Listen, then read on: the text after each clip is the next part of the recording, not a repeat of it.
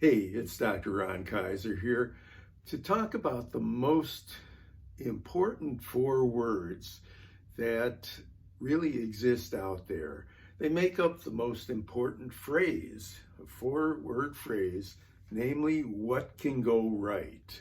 Now, I admit that I do have a bit of a vested interest in it since What Can Go Right was the name of the first book that I had published 10 years ago. It's a positive psychology book that introduces my concept of goal achieving psychology.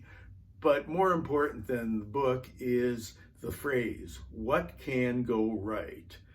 If you think in terms of challenges that you face, regardless of what it may be, relatively small to relatively large, too many people default to the negative, thinking about what can go wrong.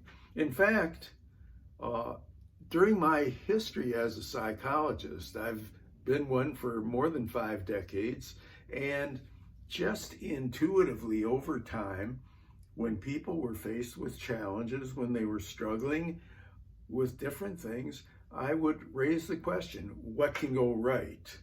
It wasn't meant to be a trick question, but it seemed to surprise a whole lot of people to the extent that they said, well, I can tell you what can go wrong, or I never really thought of that, or I've had cases where people thought I asked the question the wrong way, saying, did you mean what can go wrong?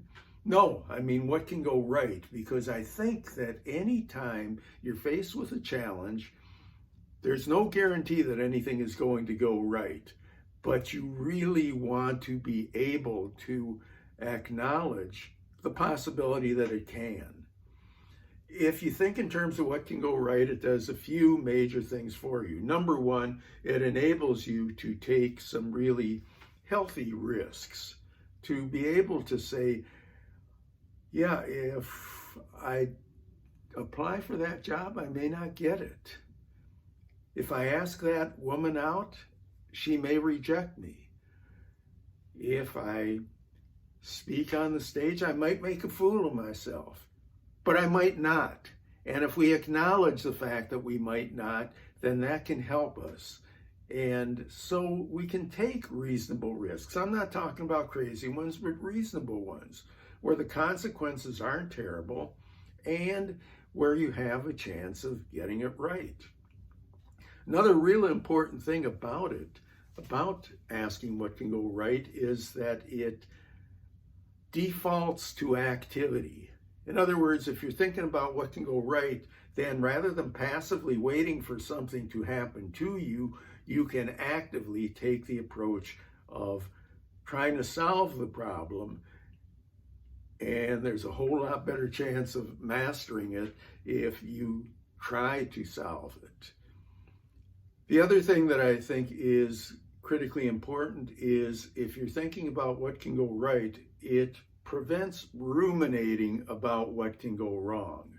Too many of us think in terms of the fact, well, if I think about what can go wrong and then something goes right, well, I'll be pleasantly surprised. But in the meantime, you've been ruminating all this time in an unproductive way, doing nothing that can help the situation go right, and not taking the kinds of actions that are realistic, appropriate, and potentially beneficial in creating the circumstances under which things can go right. So I really encourage you to get into the habit of asking what can go right whenever you're faced with a difficult challenge, assessing it, acknowledge the possibility that it may not go right, but then seeing if you can take reasonable steps to increase the odds of it going right. Almost seems too simple to make a video about, and some of you may find it that way, but I suspect for some of you, it will be a game changer.